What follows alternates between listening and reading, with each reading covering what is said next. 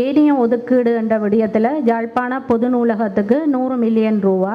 இது ஒருவேளை இந்த வேலை திட்டம் கேள்விகோரல் நடைமுறையில் காணப்படுது. நெக்ஸ்ட், இந்த யாழ்ப்பாண பல்கலைக்கழகத்துக்கு லைப்ரரிக்கு ஒதுக்கின 100 மில்லியன் சொல்லுங்களேன். யார் கமிஷனர்?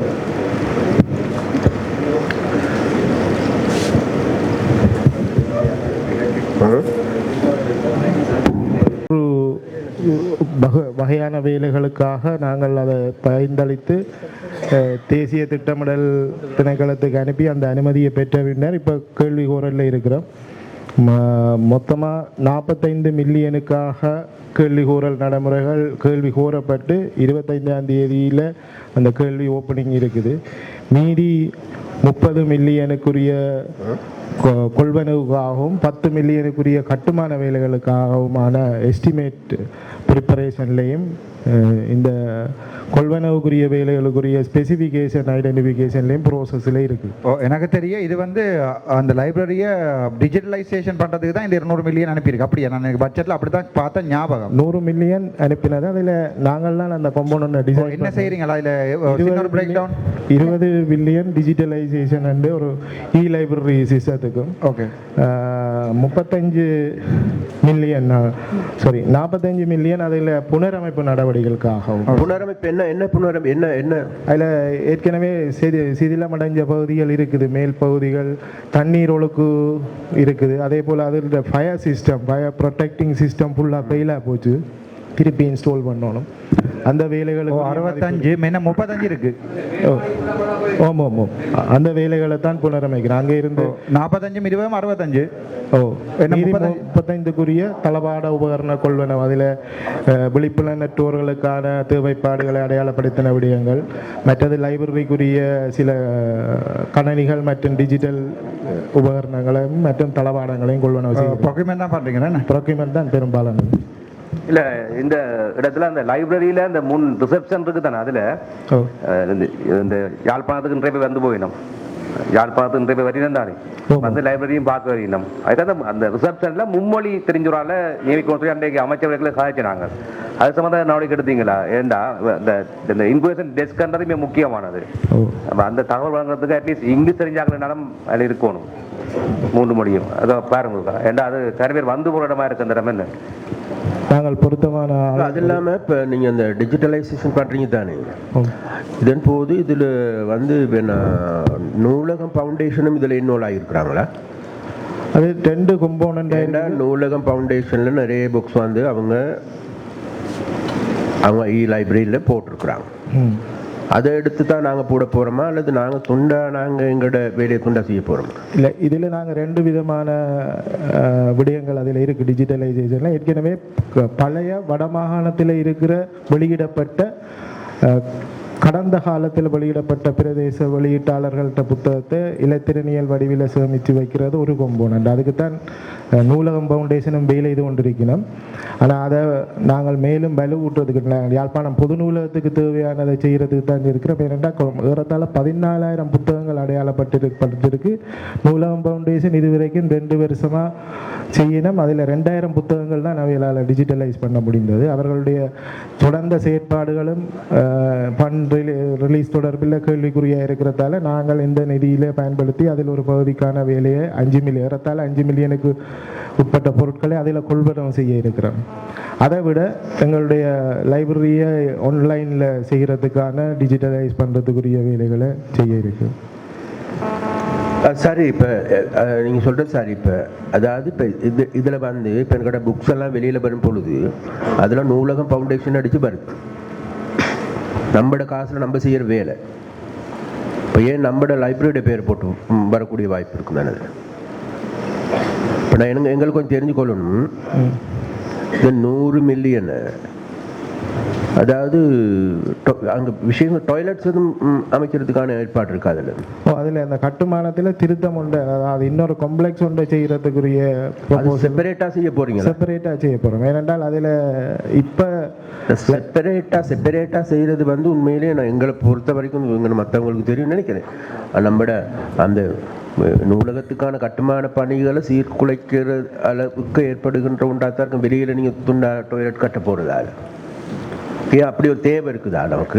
லைப்ரரிக்கு உள்ளுக்குள்ளேயே நீங்கள் பாத்ரூம் அதில் செய்கிற நெக்கிறேன் என்றால் அதுகளை ரெனோவேஷன் பண்ணுறதுனா பரவாயில்லை. வெளியில் கொண்டு வந்து அது காசானியா கேட்ட காசு வேணா நாங்கள் டிஜிட்டலைசேஷனுக்கு எல்லாத்தையுமே போடுங்க வேணுமான்னு. உண்மையில் இப்போ இருக்கிற போட்டதில் லைப்ரரிக்கு வார ஆக்கள் ஒரு 75% ஆக்கள் அந்த மலசல கூடத்தை பயன்படுத்தி கொண்டு விஷயத்தை நான் அறிஞ்ச வகையில் நான் சொல்கிறேன். ஒரு காம்பவுண்ட் தான் இல்லை டாய்லெட் என்னென்னு சொல்லி சொன்னால் எங்களை பப்ளிக் லைப்ரரிக்கு கமிஷனர் சொன்ன மாதிரி அந்த டாய்லெட் வசதியை பாவிக்கிறதுக்கான ஒரு க்ரௌட் ஒன்று தான் வளர்ந்தது. முழுமையாண்டு சொல்லலாது. அதற்கான காரணம் எங்களுடைய சுற்றாடலில் அதை சுற்றின எங்களுடைய டவுனில் அந்த வசதி பற்றாக்குறையாக இருக்கிறது. சரியான பற்றாக்குறை. ஏன்டா இப்போ டவுனுக்குள்ளே இருக்கிற நவீன சந்தைக்குள்ளே இருக்கிற டூரிஸ்ட் அதுக்குள்ளே போகிறதுக்குரிய வாய்ப்புகள் சரியான குறைவாக இருக்கிறது. சரி, நீங்கள் சொல்கிறது சரியா.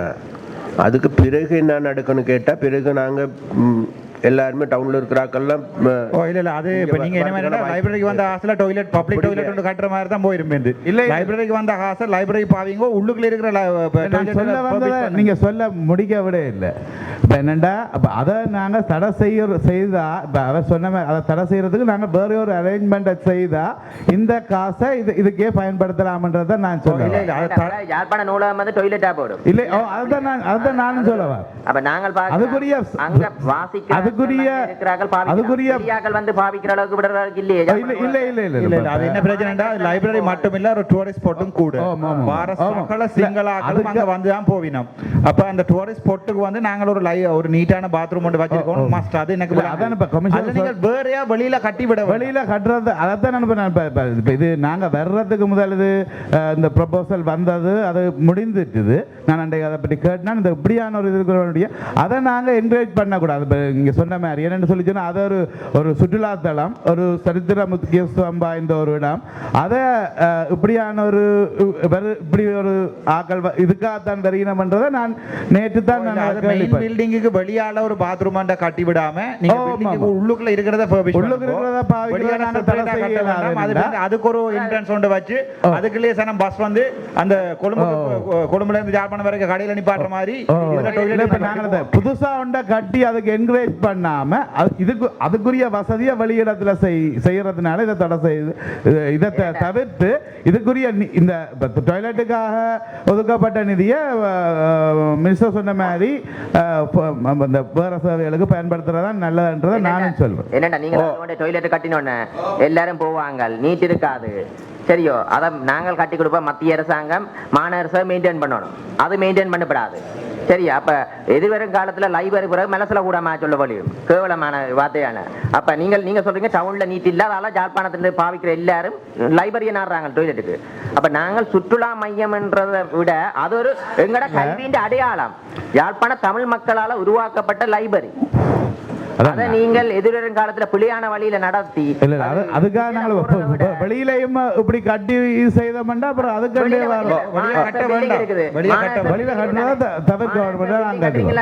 சரி கமிஷனர் நீங்க சொல்லுங்க. என்ன அதுல வாசல்ல டாய்லெட் கட்டுங்க. குமரன் கொஞ்சம் வந்து போயிட்டு வரட்டும்.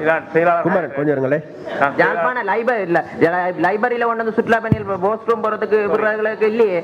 நான் செயலாளர் குமரன் அந்த யாழ்ப்பாண நகரத்துக்கு வரக்கூடிய சுற்றுலா பயணிகளின் தேவைக்காக பண்ணை சுற்றுவட்டத்தில் வந்து ஒரு பொதுமலை சூழல் கட்டுறதுக்கு ஏற்பாடு இருக்குது.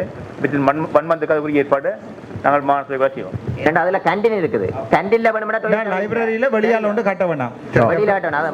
வெளியால கட்ட வேணும். அதுல 35 மில்லியன் லைப்ரரி டாய்லெட் மாதிரி வந்துடும் பிரைட்ல. அதில் கமிஷனர் அப்போ இல்லை அதில் மலசல கூட கொம்போனண்ட் கொதிக்கின ஒரு சிறிய பகுதி தான். அதை நாங்கள் ரிவைஸ் பண்ணி மற்ற தேவை கட்டுமானங்களை அதுல கேண்டீன் இருக்கு தானே, லைப்ரரியில கேண்டீன் இருக்கு தானே, கேண்டீனோட வேணும்னா டாய்லெட்டை கட்டுங்க ஒரு 2-3. அது கேண்டீனுக்கு பாவிக்கிற வர்ற. ஆனா அதுல வந்து வெளியாக்கள் வந்து டாய்லெட்டை பாவிக்கிறதுக்கு விடாதீங்க. இந்த டாய்லெட்டுகளை சரியா மெயின்டைன் பண்ணுங்க. யாழ்ப்பாணத்துல எந்த பப்ளிக் டாய்லெட்டுக்கு போகவே இல்லாது. அதுக்குரிய நீங்கள் ரீகரண்ட் பட்ஜெட்ல அதை போட்டு அதுக்கு ஒரு சர்டன் அமௌண்ட் ஒன்று எடுத்து அதை வடிவா மெயின்டைன் பண்ணுங்க. ஒரு அதுக்கான ஸ்டாஃப் ஒன்றை போட்டு ஒரு 50 ரூபா வழியில கலெக்ட் பண்ணக்கூடிய மாதிரி. இப்போ கொழும்புல போனீங்கன்னா இண்டிபெண்டன்ட் ஆர்கேட்டுக்கு போனா அங்க போறாக்கள் 50 ரூபா டிக்கெட் எடுத்து தான் உள்ளுக்குள்ள போகணும். அப்படி ஒன்று மெயின்டைன் பண்ணா உங்களுக்கு அதுல கொஞ்சம் காசு வரக்கூடிய இருக்கும். மற்றது அது வேர்ஸ் ஆகுமா? இப்போ எங்க யாழ்ப்பாணத்துல ஒரு பப்ளிக் டாய்லெட்டுக்கும் போயிடலாம். கொஞ்சம் தயவுசெய்து மெயின்டைன் பண்ணுங்க வடிவம். சரியா கவனிக்கிறேன் நாங்கள். அடுத்தது தூய்மையான இலங்கை கிளீன் ஸ்ரீலங்கா ப்ரோக்ராமில் கிடைக்கப்பட்ட ஒதுக்கீடு 86 மில்லியன். அதில் யாழ்ப்பாணம் மாவட்டத்துக்கு 31.88 மில்லியன், 44 வேலைகள் மதிப்பீடு தயாரித்தல் நிலைமையில் அந்த வேலைகள் காணப்படுது. அடுத்தது ஒருங்கிணைந்த நீரேந்து பிரதேசங்கள் மற்றும் நீர்வளங்கள் முகாமைத்துவ திட்டம். அதில் 722 மில்லியன் மாகாணத்துக்கு, 43 மில்லியன் யாழ்ப்பாணத்துக்கான ஒதுக்கீடு. 3 வேலை திட்டங்கள். இதில் 3.757 செலவீனம் இதுவரை ஏற்பட்டிருக்குது. 3 வேலைகளும் நடைபெற்று கொண்டிருக்கின்றன. காலநிலைக்கு மீளவான பலமட்ட அணுகுமுறை என்ற திட்டத்தில் 136 மில்லியன் மாகாணத்துக்கு, 50 மில்லியன் யாழ்ப்பாணத்துக்குரிய 5 வேலைகளுக்கு கிடைக்கப்பெற்றது.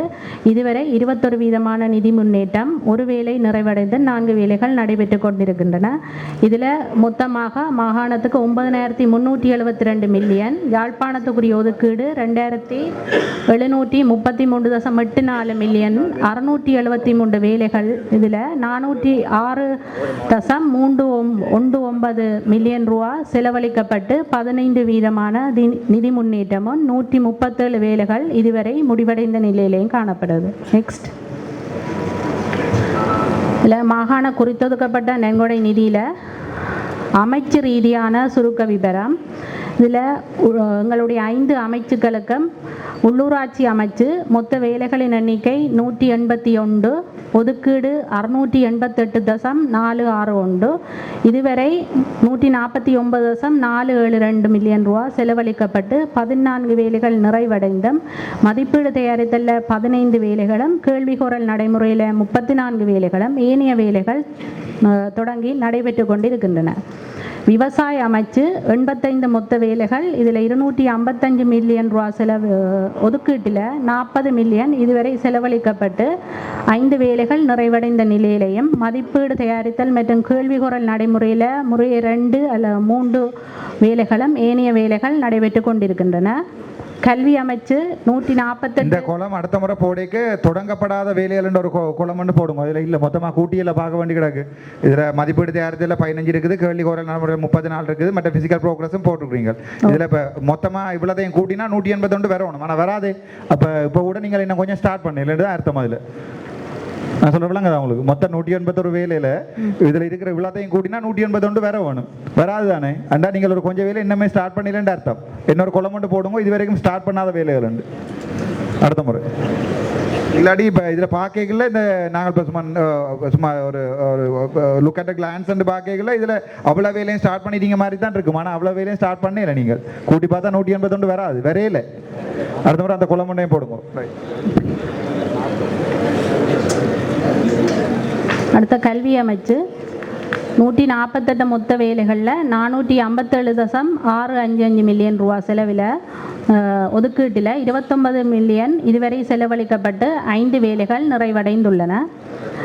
அடுத்தது சுகாதார அமைச்சு 42 வேலைகளுக்கு 404.55 மில்லியன் ஒதுக்கீடு. இதுவரை 68 மில்லியன் ரூபா செலவழிக்கப்பட்டு 9 வேலைகள் நிறைவடைந்துள்ளன.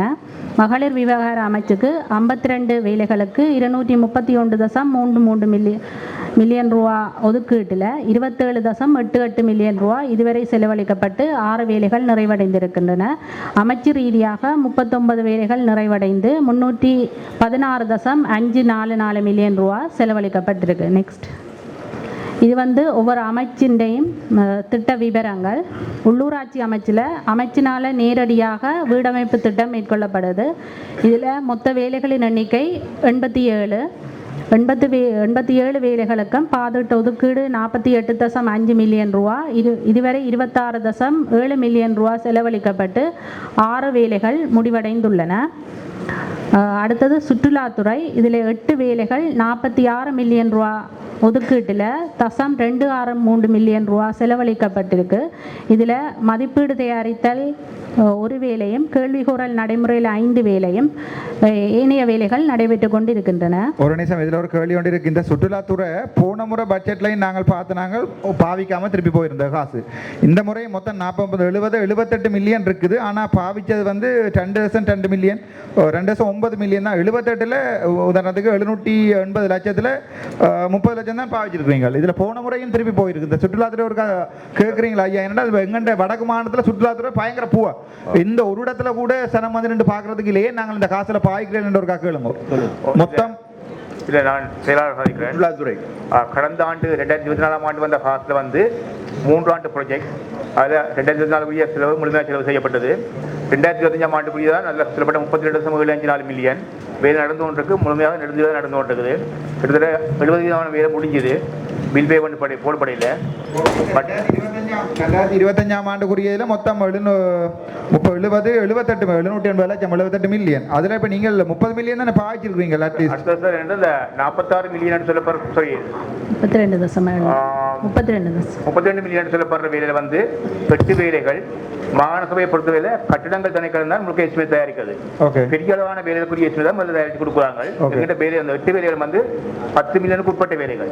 அவை இப்ப சைட் பார்த்துட்டாங்க, எஸ்டிமேட் தயாரித்து கொண்டிருக்காங்க. அந்த பிறகு கோல் பண்ணி வேலை முடிக்கும். இந்த முறை எல்லாத்தையும் முடிக்கிறீங்களா நீங்க? செயலாளர் கோரிக்கை இந்த உல்லாச பிராணிகளை கவர்றதுக்கு முக்கியமா இந்த கழிச்ச மாதிரி இந்த டாய்லெட் ஃபெசிலிட்டிஸ் தானே முக்கியமா இருக்குது. அது ஒரு முக்கிய கவனமா எடுத்து அதை நிறைவேற்ற அவங்களுக்கு பல முக்கிய இடங்கள் பாதிச்சமே இந்த லைப்ரரி ஆண்டிய இடங்கள் அதுல சிங்களாக்கெல்லாம் வந்து தமிழர்களும் வருகிறோம். ஆனா அந்த இடத்துல பொதுவான ஒரு வசதி இல்லை. அதுக்குள்ள அப்ப இந்த இதை கடந்த வாரம் கௌரவ ஆளுநர் தலைமையில் பொழுது காய்க்கப்பட்டபடியும் நாங்கள் நெடுந்தீவில இறங்குதுறையில் செய்து கொண்டிருக்கோம். அந்த 32 மில்லியன் உள்வாங்கப்பட்டது. குறியீட்டுவான் ஜெட்டிலையும் வந்து ஒரு வீழ்மன் பிராண்டோடு சேர்ந்த ஒரு திட்டம் முயற்சி செய்து கொண்டிருக்கோம். சேம் பண்ண சுற்றுவட்டத்தை வந்து ஒன்று செய்யறதுக்கு முயற்சிக்கலாம். அதேபோல ஓமந்தையில் வந்து கொம்போர்ட் சென்டர் ஒன்று ஏற்கனவே காசு அலகேட் பண்ணப்பட்டு கேள்வி கூறப்பட்டது 9 மில்லியன்.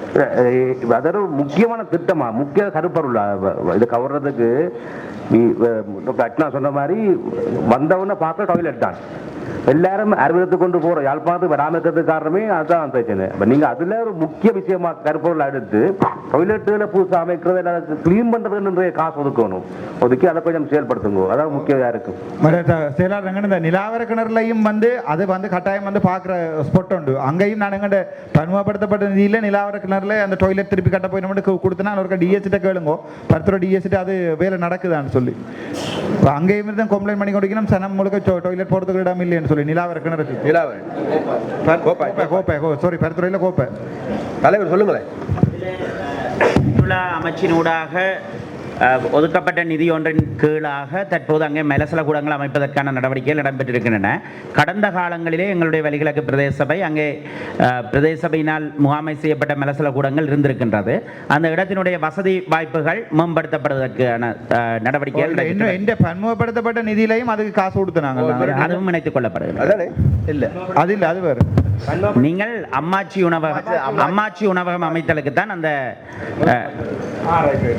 கௌரவ உறுப்பினருடைய. அடுத்ததாக கௌரவ அமைச்சர் அவர்களே, இதிலே அந்த கிராமப்புற மின்மயமாக்கல் திட்டத்துக்கு என்று விடயம் குறிப்பிடப்பட்டதன் அடிப்படையிலே எங்களுடைய பிரதேச சபைகள் உள்ளூராட்சி மன்றங்கள் இங்கே வடமாகாணத்திலே குறிப்பாக எதிர்நோக்குகின்ற ஒரு பிரச்சனையை முன்வைக்கின்றேன். நாங்கள் மின்சார ஒதுக்கீடு மின்குமல் பொருத்துவதற்கு உள்ளூராட்சி மன்றங்களும் ஒதுக்குகின்றன. பிஎஸ்டிஜி போன்ற நிதி ஒதுக்கீடுகளுக்குள்ளாகவும் நிதிகள் ஒதுக்கப்படுகின்றன. ஆனால் இங்கே எங்களிடத்திலே அந்த மின்சார விளக்குகளை பராமரிப்பது தொடர்பாக ஒரு முறையான செயல் திட்டம் இன்மை காணப்படுகின்றது. அதாவது இந்த மின்சார விளக்குகள் மின்சார சபையினுடைய போஸ்டுகளில் பூட்டப்பட்டிருக்கிற அடிப்படையிலே அது இலங்கை பூராவும் அவ்வாறு தான் பூட்டப்பட்டிருக்கின்றது. அந்த விளக்குகளை பராமரிப்பதற்கு மின்சார சபையினால் எங்களுடைய அன்னளவாக 2850 ரூபாய் வரையில் ஒரு மின்குமிழை திருத்துவது என்று சொன்னால் அதற்கான நிதி ஒதுக்கீடு கேட்கப்படுகின்றது. ஆகவே எங்களை பொறுத்தவரையிலே நாங்கள் ஒரு பிரதேச சபையிலே ஒரு பணியாளரை நியமித்து ஒருமித்து திருத்துவதாக இருந்தால் அந்த 2850 ரூபாய் செலவினத்துக்குள்ளாக 10 தொடக்கம் 15 வரையிலான மின்குமிழ்களை திருத்த முடியும். அதே நேரத்தில் வாகன எரிபொருள் சில செலவுகள் உள்ளடங்கள் ஏற்படும். ஆனால் இந்த இடத்திலே இருக்கின்ற பிரச்சனை, உள்ளூராட்சி மன்றங்களுக்கு இந்த மின்குமிழ்களை போஸ்டில் ஏறி திருத்துவதற்கான அனுமதி கிடையாது. ஆகவே நாங்கள் எங்களுடைய பணியாளர்களை வைத்து திருத்துகின்ற போது ஒரு பாரிய பிரச்சனை ஏற்படுகின்றது. அது சட்டவிரோதமான முயற்சியாகத்தான் இருக்கின்றது.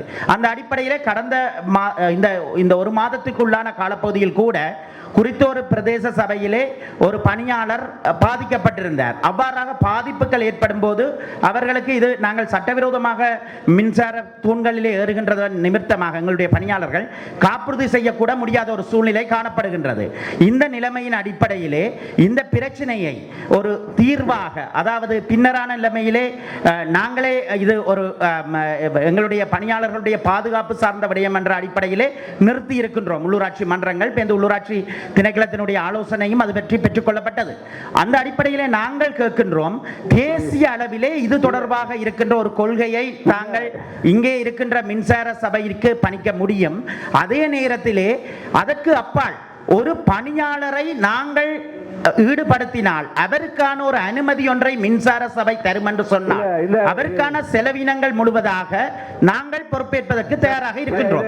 அந்த அடிப்படையிலே இந்த விடயத்தை ஒரு அதாவது உடனடியாக தீர்க்கப்பட வேண்டிய பிரச்சனையாக இருக்கின்றது. ஒளியூட்டல் இன்று இலங்கை சுற்றுலாத்துறை சார்ந்த விடயங்களிலே தங்கி இருக்கின்றது. பல இடங்களிலே வெள்ளை பகுதியாக இருக்கலாம், எந்த பகுதியிலே சுற்றுலா பயணிகள் செல்கின்ற இடங்களிலும் ஒளியூட்டப்பட்ட தேவை இருக்கின்றது. அது போக்குவரத்து, வீதி விபத்துக்களை குறைத்தல், மக்களுடைய தொல்லைகளை தவிர்த்தல் போன்ற விடயங்களின் அடிப்படையில் இது தவிர்க்க முடியாத தேவையாக இருக்கின்றது. இந்த விஷயம் சம்பந்தமாக நான் அரசாங்க அதிபரை கேட்டு ஒரு விசேட கூட்டம் ஒன்று போட்டிருந்தாங்க. யாழ்ப்பாண மாநகருக்கு மட்டும்தான் அந்த மின்சாரத்தை பொறுத்த வசதி இருக்குது. இத அந்த குறிப்பிட்ட பேச அந்த எலக்ட்ரிசிட்டி லைன்ஸ்மேனுக்கு ஒரு பயிற்சியை கொடுத்து அந்த பயிற்சியை கூடாக ஒரு லைசன்ஸ் உள்ளதுக்கு நாங்கள் கதைச்சு இப்ப 5-6 மாசம் ஆயிட்டு. திரும்ப திரும்ப கேட்டால் நான் டிசி கூட்டங்கள் ஒரு தீர்மானம் எடுத்தால் நிறைவேற்றப்பட வேண்டும். நடக்குதான்னு கேட்டா இல்ல. அது என்ன நடந்தது சொல்லுவாங்க. மின்சார சபையில் என்ன சொல்றீங்க? மின்சார சபையால் அப்படி ஒரு ட்ரைனிங் கொடுத்து ஆக்களை கொஞ்சம் எங்களுக்கு பயிற்சி வச்சு தர இயலுமா அந்த பிரதேச சபைகளுக்கு, உள்ளூராட்சி சபைகளுக்கு? சுரேந்திரன், இது சும்மா காட்சி போட்டு போடுறா முடிவுன்னு எடுக்கிறே இல்லை. அது அண்ணன் எத்தனை 6 மாசத்துக்கு மூலம் எடுத்துற முடிவு. மின்சார சபை இல்ல சொல்லுங்களேன்.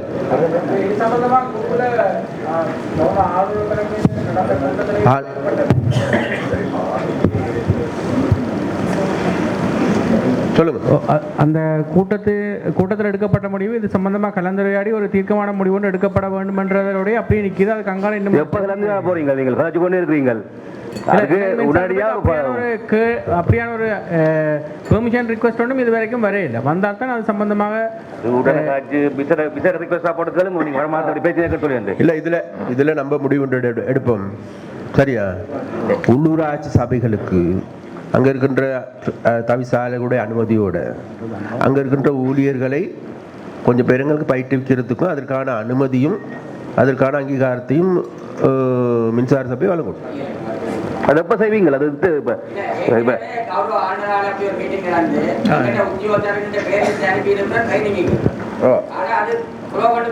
எங்கள்கிட்ட NBQ ட்ரைனிங் பெற்ற ஆக்களும் இருக்கலாம் எங்கள்ட சபை அல்ல மின்சார திருத்துதலுக்காக. ஆனால் அவர்களுக்கு அந்த லிஸ்ட் ஆஃப் ஷெட்யூல்ல நாங்கள் இதை போட இயலாமல் இருக்குது. நீங்கள் அதை தீர்த்து தரும் பட்சத்தில் அந்த விடயம்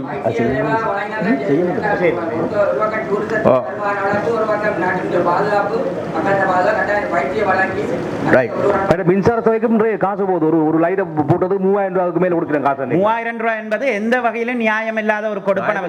பாராளுமன்ற உறுப்பினர்கள் சுட்டிக்காட்டியது போல பல்ப் கொண்டு போடுறதுக்கு 3000 எடுக்கிறீங்க. ஒரு பல்ப் மாத்துவதற்கு 3000 என்று சொன்னால் இதில் ஒரு விஷயம் மட்டும் நான் எல்லாருக்கும் தெரியப்படுத்துறேன். நேற்று கூடி ஒரு இடத்துல இந்த ஸ்ட்ரீட் லைட்ல இருந்து இல்லீகல் டப்பிங் முறையில் வீட்டுக்கு சப்ளை எடுத்திருக்கிறாங்க. இது வந்து நாங்கள் 2850 ரூபா 3000 ரூபான்ற கதை இல்லை. யார் ரெஸ்பான்சிபிலிட்டின்றது கடைசியா இருக்குது. கௌரவ அது வேற கதை. என்ன அது சட்டவிரோத மின்சாரம், அதற்கு சட்டங்கள் இருக்கின்றன நாட்டில். அதை சொல்லல நாங்க சொல்ல வர என்றால் இப்ப மாநகர சபைக்கு அதிகாரம் கொடுக்கப்பட்டது தானே, அவருக்கு பயிற்சி வழங்கப்பட்டு சான்று வழங்கப்பட்டு அவையில் செய்யலாம் வந்து செய்து கொடுக்கல. நான் சொல்ல வர விஷயம் கொடுக்கல கொடுக்கறதுன்றது இல்ல, கடைசியா அந்த ரெஸ்பான்சிபிலிட்டி அந்த லோக்கல் அத்தாரிட்டியே எடுக்குமென்று சொன்னால், இப்போ இலங்கை மின்சார சபை இந்த டிஸ்ட்ரிபியூஷன் லைசன்ஸ் ஏன் அந்த எலக்ட்ரிசிட்டி போர்டுக்கு லோக்கல் அத்தாரிட்டியிலே தரப்பட்டது? ஏன்னு ஒரு வரலாறு ஒன்று இருக்கு தானே, ஹிஸ்டரியை யாரும் மறக்கக்கூடாது. ஏன் மீள எடுக்கப்பட்டதுன்றதுக்கு மேலே இப்போ நாங்கள் இலங்கை மின்சார சபைக்கு எந்தவித இடையூறும் இல்லை. பட் நாங்கள் இதில் வார குறைநிறைகளை சொல்லத்தானே வேணும். நாளை சொல்லக்கூடாது, அதிகாரிகள் இருந்தினம் சொல்லல, டிசிசி மீட்டிங் சொல்லக்கூடாது. சரி, இது தொடர்பாக அவர்களுக்கு இருக்கிற தொடர்பாக எந்தவித எதிர்ப்பும் இல்லை. இதை வந்து கட்டாயம் மக்களுக்கு ஒளியூற்றுறது தான் இலங்கை மின்சார சபை இருக்குது. அப்ப நாங்க எங்கட வேலையில உங்களுக்கு தேவையானது நாங்க தர்றதுக்கு எந்தவித ஒப்ஜெக்ஷனும் இல்லை என்றது சான்றிதழை வழங்கி அவர்களும் மீன் நிலையத்தில் ஈடுபடலாம் என்றால் அதை எப்ப செய்ய போறீங்கள் என்று சொல்லுங்க. இல்லைண்டா அது கஷ்டம் செய்யறது. விசேடமான ஒரு கோரிக்கையா முன்வைங்க. நீங்க வடக்கில் பிரச்சனை கிடக்கு தொடர்ந்து. இல்லை நாங்கள் அதை பிரதி டெப்யூட்டி ஜெனரல் மேனேஜருடைய கூப்பிட்டு கதைச்சினாங்கள். அவர்கள் ஒரு சாதகமாக தான் அதை பதில் சொல்லியிருந்தவர் அன்றைக்கு. இப்போ அது தொடர்பாக ஒவ்வொரு இதிலிருந்தும் ஆக்களை நாங்கள் என்ன செய்து கொண்டிருக்கோம். என்ன கௌரவ ஆளுநர் அவர்களே, இப்போ நாங்கள் என்னென்னா ஒரு டிபார்ட்மெண்ட்டை சாட்டி அதுலேருந்து ப்ரோசஸ் ஆகி போக 2 மாதம் 3 மாதம் சேர்ந்து கலந்துரையாடி அவர் வந்தவர் டிஜிஎம் கூப்பிட்டு அவர் வந்து கலந்து கொண்டிருந்தவர். அவர் ஒரு பாசிட்டிவாக தான் சொன்னவர். அவர் அந்த பயிற்சி கொடுக்கறதுக்குரிய தாங்கள் செய்வதாக வேறு அதை மட்டும்